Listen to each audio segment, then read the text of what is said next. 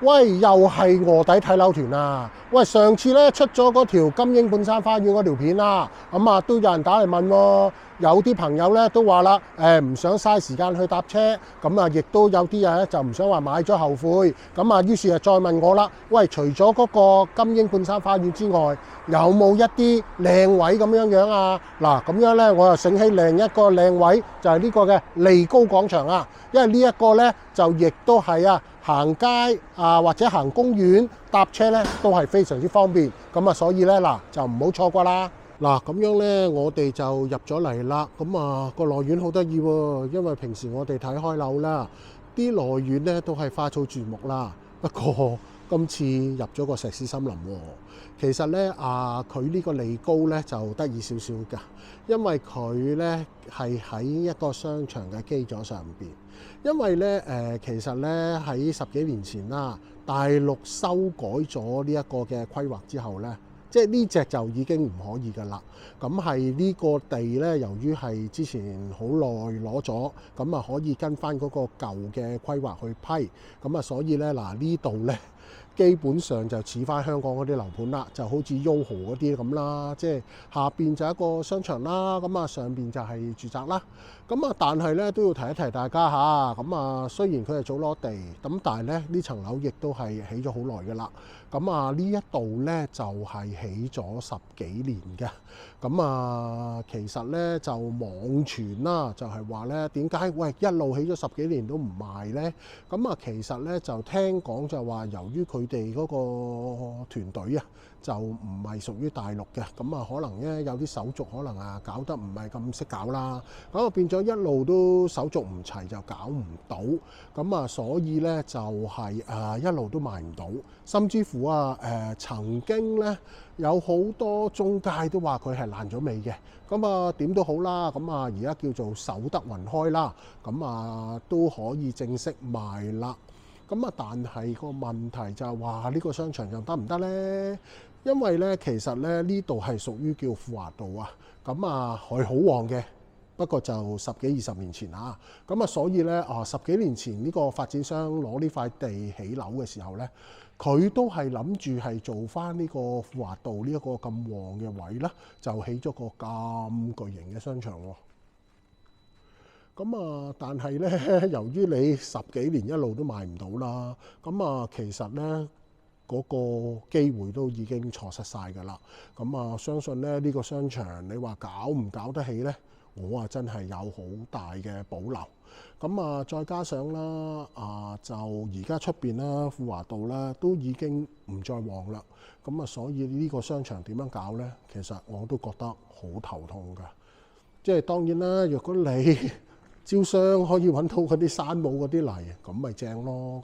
但係至於你話成唔成功咧，即係呢啲就問翻發展商啦。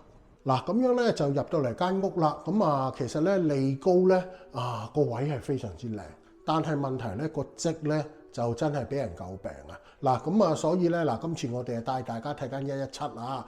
首先咧一入嚟已經係呢個玄關位啦。其實咧通常咧呢啲位咧就係嘥咗嘅。你嘥都唔緊要啦，你仲要整到鬼死咁闊。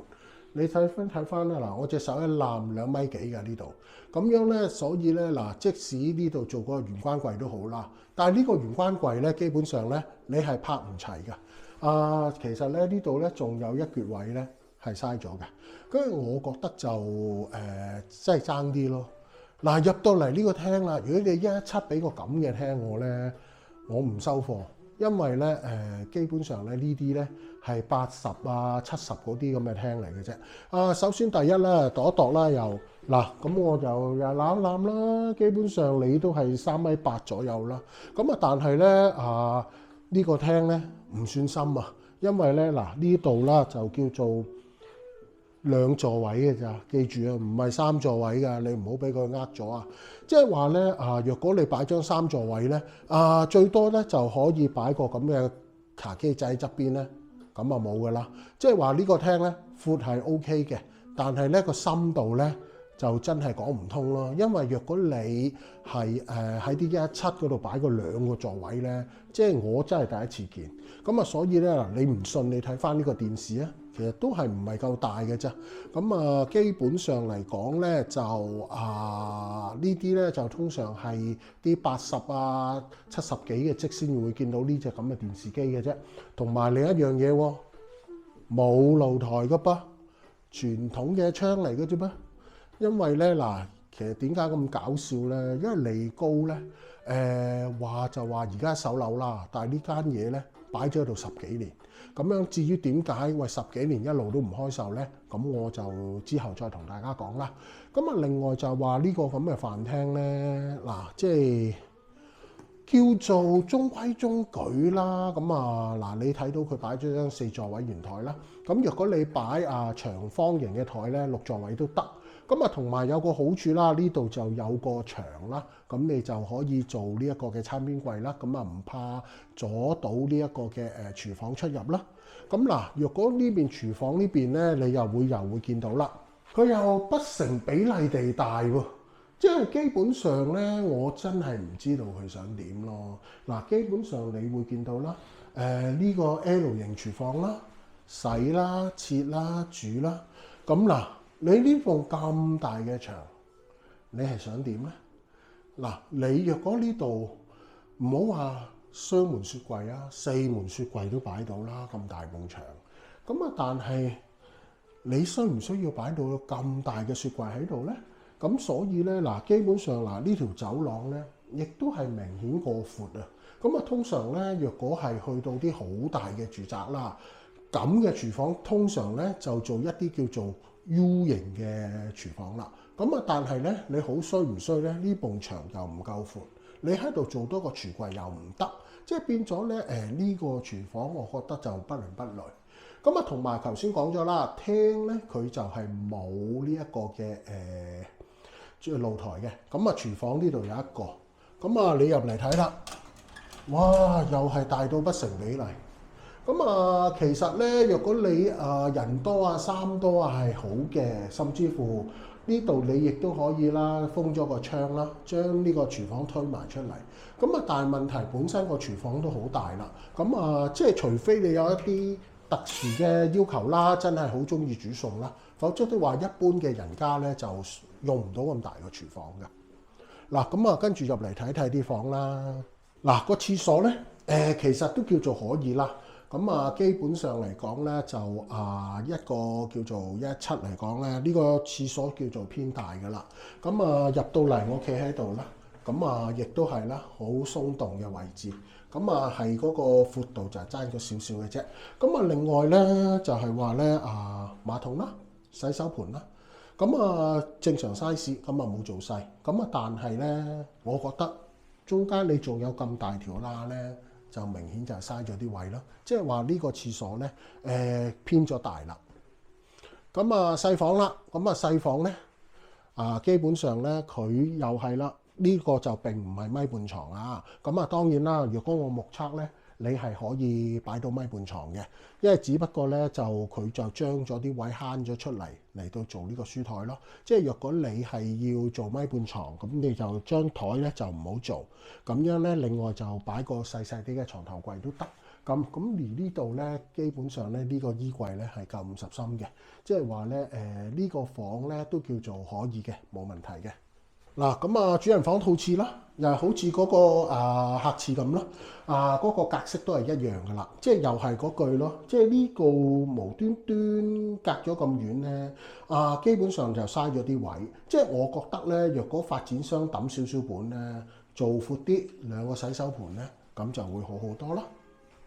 嗱，咁啊呢個主人房啦，咁啊真係呢個主人房真係超大啦，因為首先咧嗱。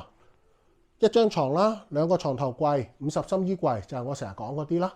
咁啊，其實咧唔好話米半床，2米床都擺到嘅。咁樣咧，基本上嚟講咧，佢呢個房咧就真係夠大。咁啊，但係咧有一度好搞笑喎，你睇下上邊呢度，佢係咪個冷氣機收咗喺呢度咧？嗱，即係基本上嚟講咧，我覺得就好似就嘥緊啲位咯，因為基本上我覺得啦，佢點解擺喺度咧？就可能咧嗰個室外機就喺呢一邊，咁變咗咧就唔能夠好似我哋傳統咁擺喺窗嗰度。所以咧呢個都係一個設計嘅缺失嚟嘅。另外啦就頭先就唔記得講啦，呢個屋咧嗰個景觀係超正㗎，因為對面咧就係老石岐。由於係老城區嘅關係啦，啲屋咧就唔高，即係話你可以望到好遠好遠㗎。嗰邊就係嗰啲東區啦，甚至乎咧港口嗰邊都望到。下邊咧有個地標嗰個摩天輪啦。另外嗰邊就係呢個嘅孫文西路步行街啦。不過又有度唔好啊。呢支嘢係頂心杉嚟嘅，即係若果你係關心啲風水咧，你就要諗一諗。其實咧呢一度咧係一個旺區嚟㗎，因為首先咧步行街嗰度就好旺啦。下邊呢扎咁嘅摩天輪啊，同埋呢啲咁嘅商場咧，其實都係夜晚黑都會開。河邊嗰度咧都會有啲嘢食啊，有啲餐飲咁樣樣。所以咧，若果中意嗰啲叫璀璨城市景嘅咧，呢個咧就啱你㗎啦。嗱，講到呢度，你哋係咪覺得好似爭緊啲嘢咧？點解得2個房啊？係啊，真係得2個房㗎咋。呢個啫又係利高廣場俾人鬧嘅地方啦。117你俾得2個房我，係啊係，你啲房啊係大嘅，但係你得2個房，而且個廳亦都唔見得特別大。所以咧點解呢個位咁靚，但係好似賣得麻麻地咧？就係咁解啦。同場加映啦，就係呢個清水樓啦。相同嘅則都係117。入到嚟你會見到啦，呢度有個玄關位啦。基本上咧都係嗰啲油白油啊，鋪地磚。但係咧利高呢一隻咧嗰個膠標，我覺得就有少少老土啦。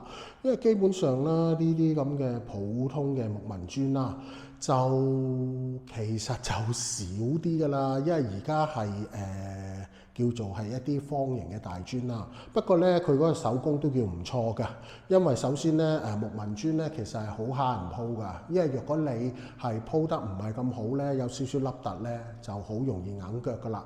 因為呢啲磚咧就比較窄啊，我哋咧一隻腳踩落去咧，就通常就會踩到幾塊磚嘅。所以咧若果鋪得唔平，嗰種硬腳嘅感覺咧就會好明顯嘅。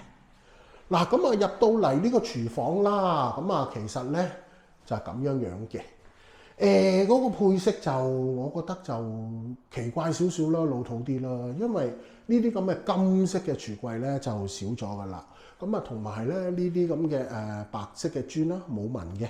下邊咧就係一啲比較細嘅啡色磚啦。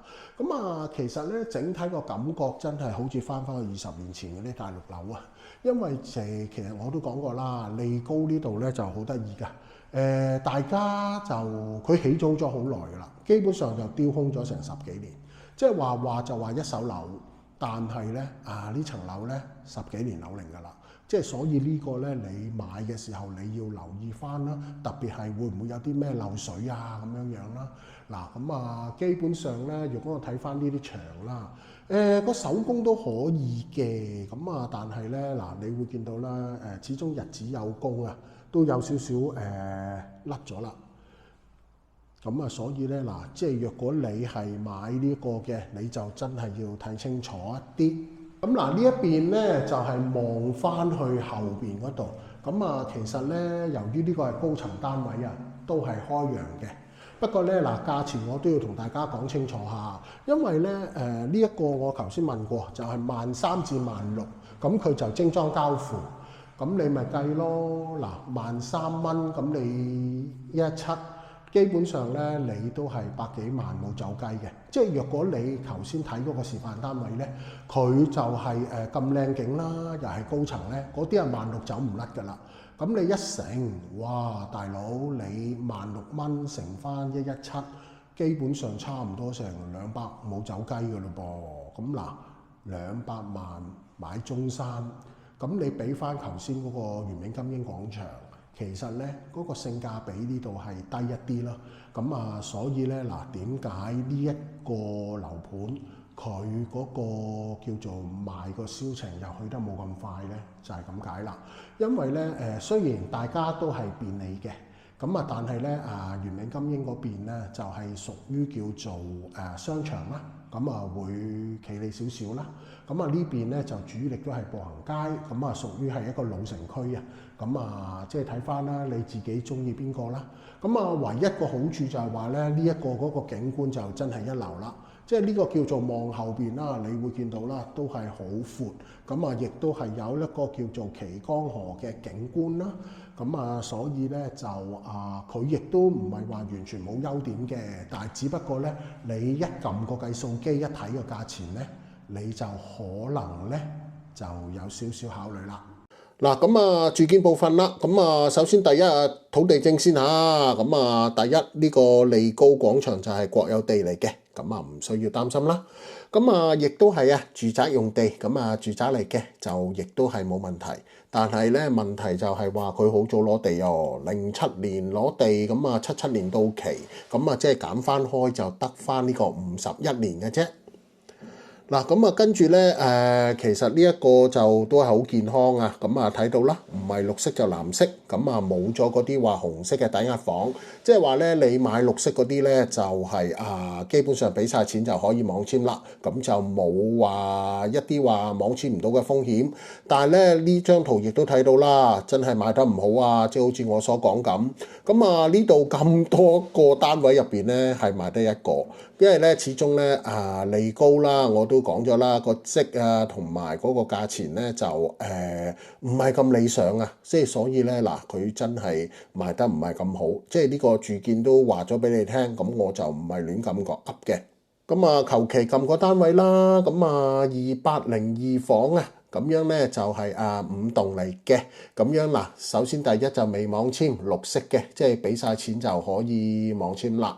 咁啊住宅啦，唔需要擔心啦。咁啊一樣啦，咁佢咧就係我影嗰啲117嚟嘅，咁佢就2個房嘅啫。咁啊其實奇怪㗎，因為117都係得2個房，就真係講唔通咯喺現代。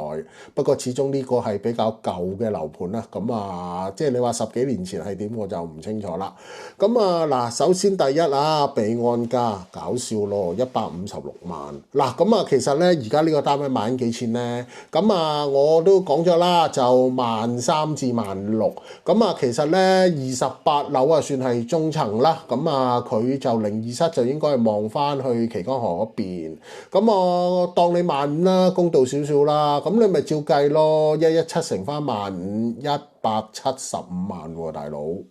但係而家你個備案價先156，即係話比呢個備案價高咗12%咯。咁啊嗱，你自己諗啦，中山而家個樓市咁風雨飄搖，你仲夠膽死賣一個高於備案價，仲要係接近上限，咁即係亦都解釋咗點解你賣得唔好咯。咁啊嗱，基本上咧有時位靚就真係唔係大晒㗎，即係。始終你話去到107萬走去買中山，我寧願走去買東莞咯，又或者深圳坪山都買到啦，即係唔需要買你呢個中山呢個位置啦。咁啊，所以咪解釋咗點解賣得唔好咯。嗱，咁啊建築就117咁啊套內就85.93，嗱除翻開7乘3嘅咋，嗱即係又係一個吐槽位啦，即係除咗你個即古古怪怪之外咧，咁你嘅實用率仲係咁低咧，即係又係嗰句咯，賣唔到有原因咯。咁啊嗱，減翻開就係31.45就係公攤，嗱咁啊住建部分就係咁多啦。嗱咁啊睇完層樓出嚟啦，一落樓。就見到我哋嘅老朋友洋洋巴士啊，咁樣咧如果有睇開我啲片都知啦。咁啊，其實咧洋洋巴士咧就呢度可以直去深圳嘅，咁啊去到深圳嗰個市中心啊，即係江夏北嗰啲卓越廣場星河 Coco Park 嗰啲位，咁啊所以咧嗱，若果你唔趕住翻香港咧，你係可以搭呢架洋洋巴士，然之後咧就去深圳食一輪玩一輪先，咁樣咧就可以咧先慢慢思完翻香港。唯一定制喺深圳佛山有大型展廳，入邊有30幾間屋，你揀啱間屋之後，再提供你嘅預算，我哋嘅設計師就可以幫你複製落去，確保你唔會超支，唔會爛尾。係咪想知多啲呢？仲唔快啲打我哋電話嚟問一問？我哋係上市公司，有2000間門店，穩陣好多㗎。嗱，咁樣咧，除咗樣樣巴士之外啦，咁樓下呢度咧，亦都有2個大嘅巴士站㗎。咁路線都非常多。咁我哋大約嚟睇一睇啦。嗱，咁樣咧，呢度就其中一邊啦。咁樣咧，你會見到啦，有5條路線啦。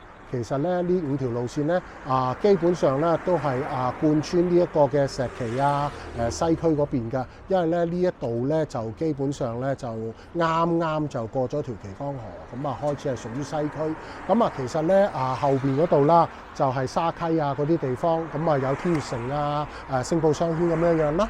咁另外咧後邊呢一度咧過翻條旗江河咧就係呢個宣文西路嘅步行街啦。咁所以咧呢一度交通又或者係行街或者係行旗江河都好啦，呢度咧一落樓有啦，咁樣咧就冇問題嘅。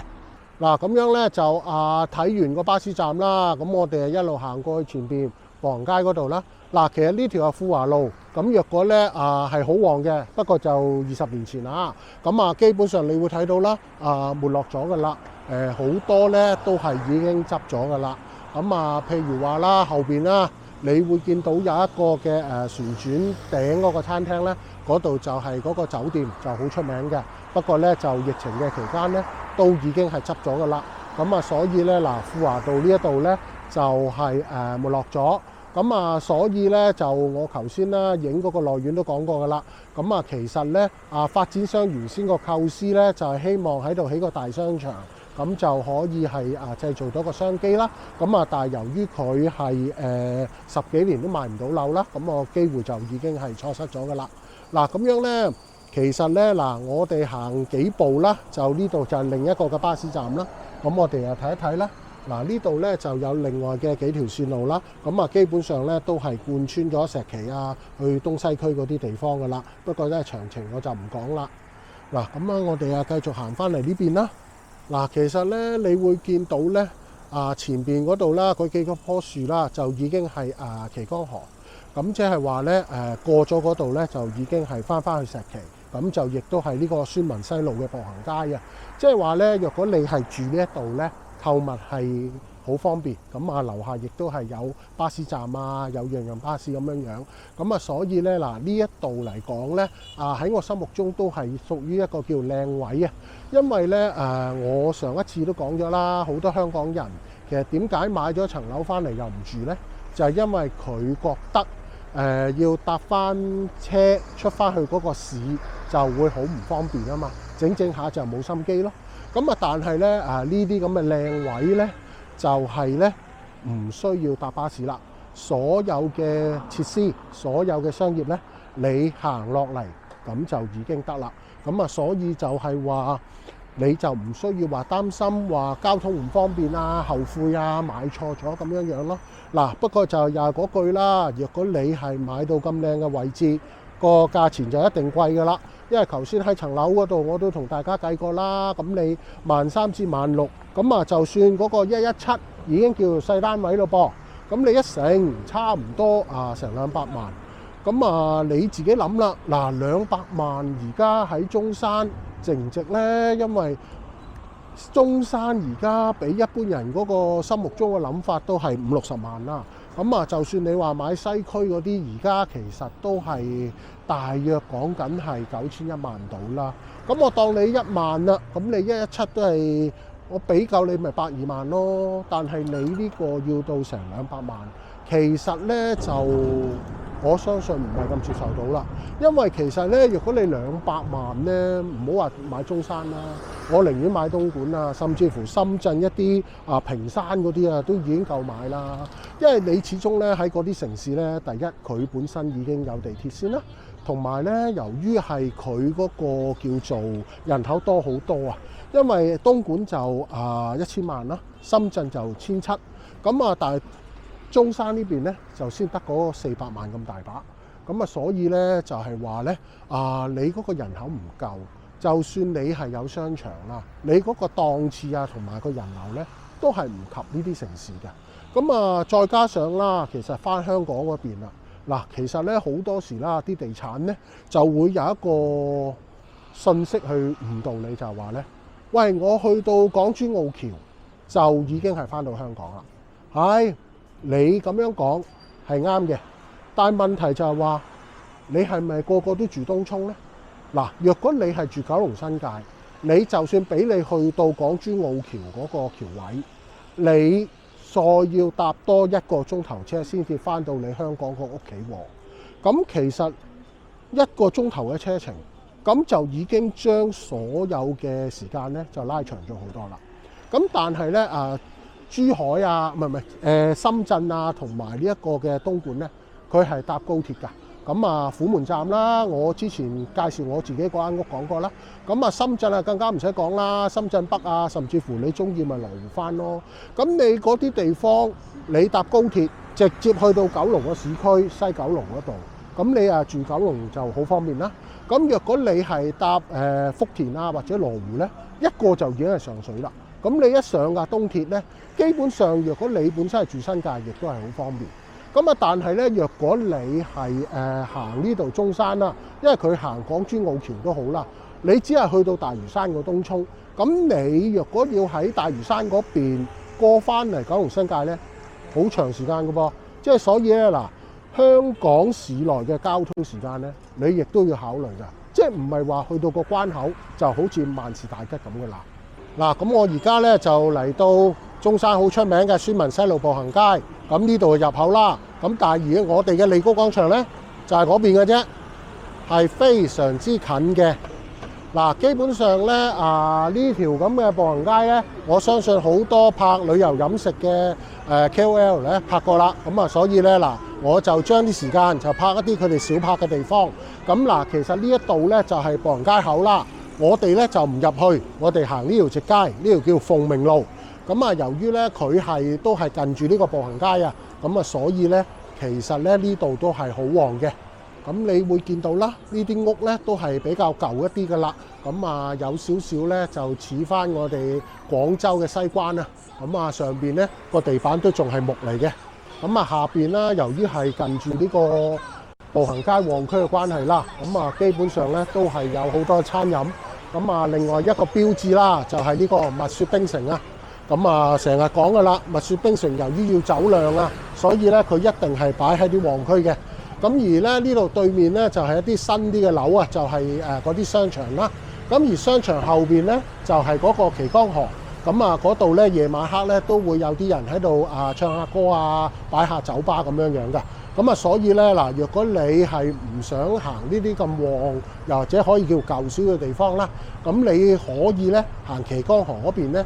都係 OK 嘅，因為咧嗰度咧就夜晚黑咧就都會有啲燈啊，有啲人流啊，就唔會話靜英英啊，烏燈黑火咁樣樣啦。咁其實咧嚟到呢度咧，我都想講講啦，因為之前咧我就第一個想買嘅大陸樓盤咧，就係前面嗰個華發廣場啊。因為咧其實我買華發廣場咧，就係因為貪呢條步行街啦。因為咧華發廣場行上嚟咧都係唔係太遠，咁而佢嗰個基座咧亦都係一個大商場嚟嘅。咁我當時咧就係想買嗰個係79方，咁佢當時嘅單價咧嗱，佢最高咧就係15,000蚊，咁無批嘅。咁其實咧我就覺得係貴嘅呢個價。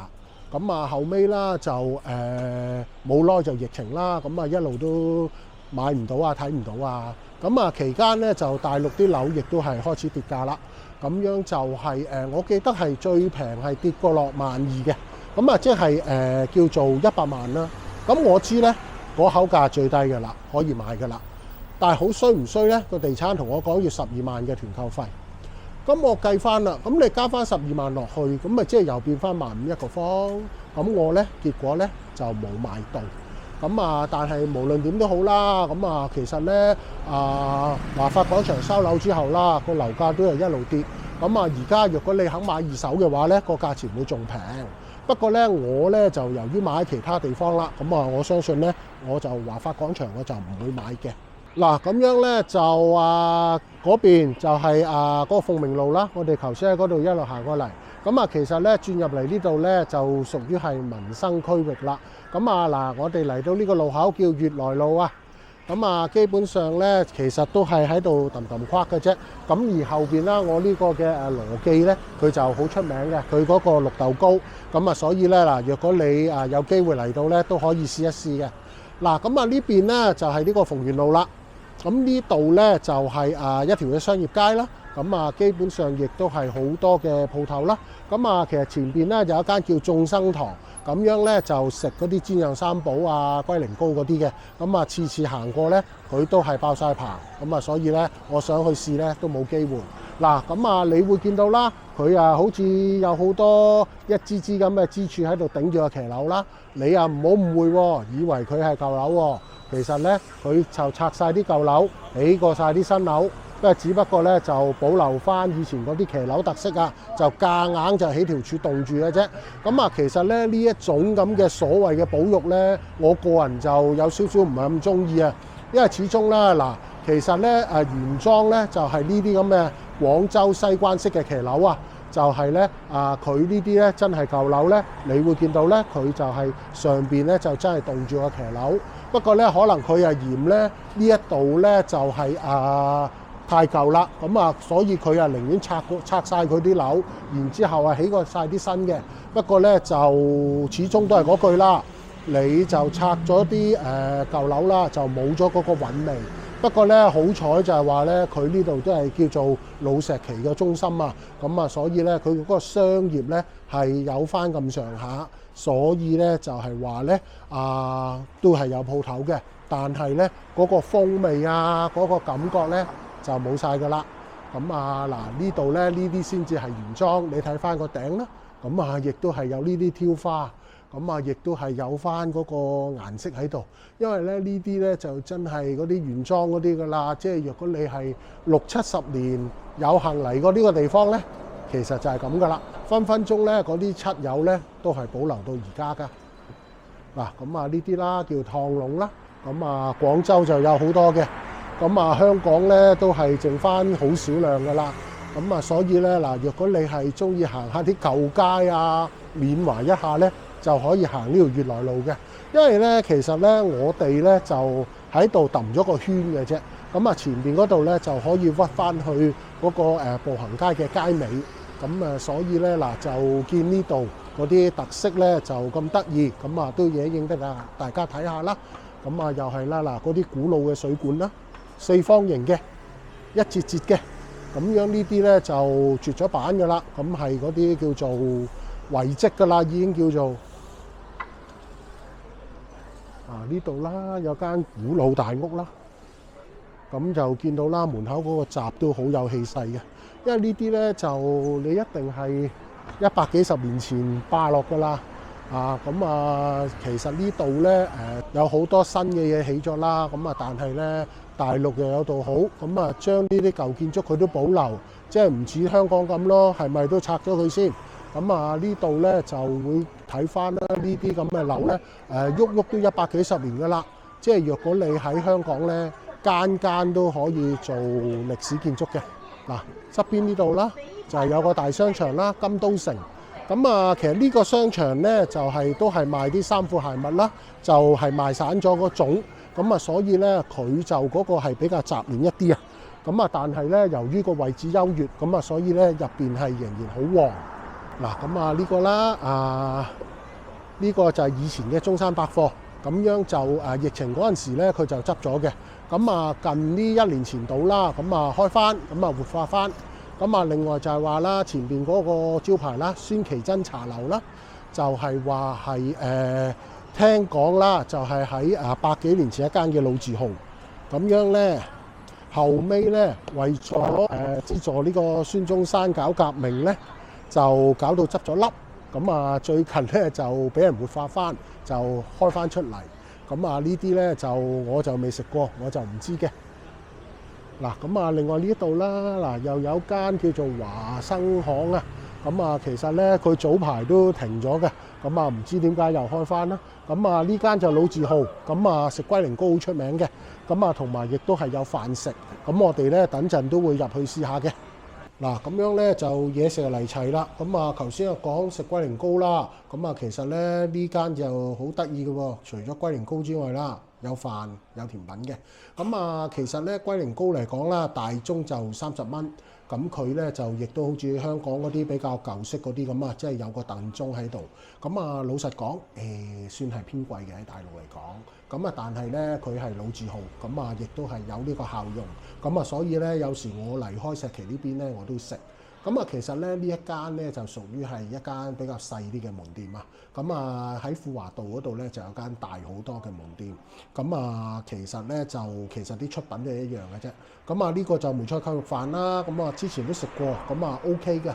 因為大陸嘅梅菜扣肉咧，佢係比較腍身，因為始終咧佢租金平啊，佢就可以咧就幫你燜耐啲，咁就會腍好多。咁啊基本上咧，你香港嗰啲咧就真係冇得比。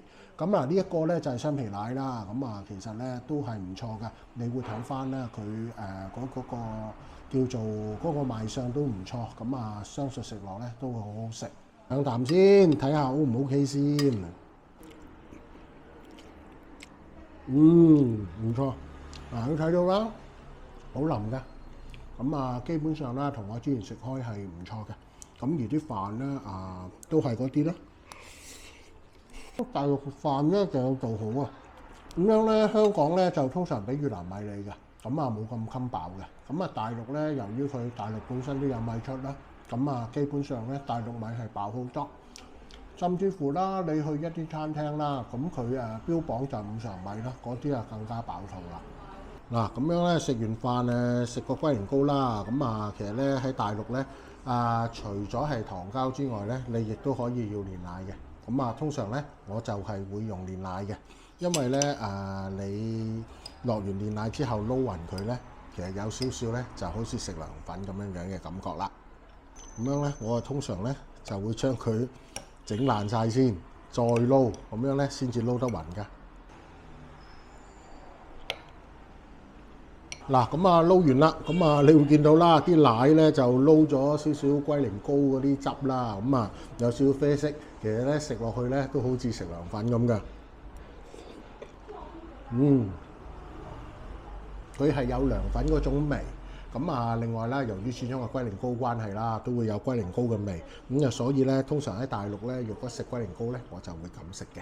嗱，咁樣咧就頭先食飽啦。咁樣咧，我哋咧又行到嚟呢一個頭先所講嘅孫琦新茶樓啊。咁啊，其實咧我右手邊呢一度咧就係呢個中山孫文西路嘅步行街嗰個尾段，即係話咧我哋咧就啱就兜咗一個大圈。嗱，咁啊，基本上啦，你就會睇到啦，呢一個利高廣場咧，佢樓下就亦都係好興旺，有步行街啦，亦都有民生嘅鋪頭啦，亦都係有佢嘅巴士站啦。咁啊，其實咧呢一種咧就係屬於叫做黃區，即係話咧，若果你係買咗啲比較偏遠嘅地方咧，你可能要搭成個鐘頭嘅巴士啊，又或者等嗰個巴士要等成個鐘咧，先至嚟到呢個地方。咁所以咧嗱，若果你買呢啲旺區咧，就唔需要有呢一個嘅麻煩啦。咁啊變咗咧就唔會話怕買完之後又覺得唔方便，又整下就唔想返間屋，咁樣咧就呢個咧就冇問題。但係咧嗱，唔好處我都講咗啦，就係咧好貴。因為咧13,000至16,000蚊嘅價錢咧，喺中山嚟講咧，真係貴到好離譜㗎。因為始終啦，嗱乘一乘都講咗啦，117你乘一乘咁啊，已經係200萬啦。咁啊200萬，咁我不如買深圳、買東莞好過啦。嗱，因為無論點都好啊。咁啊，無論你係有啲樓盤想我哋幫你去影，又或者有啲嘢唔清楚你想問嘅咧，亦都係非常歡迎你哋打我哋嘅電話嚟問嘅。我係樓盤判官魏生，期待住下次同你嘅見面。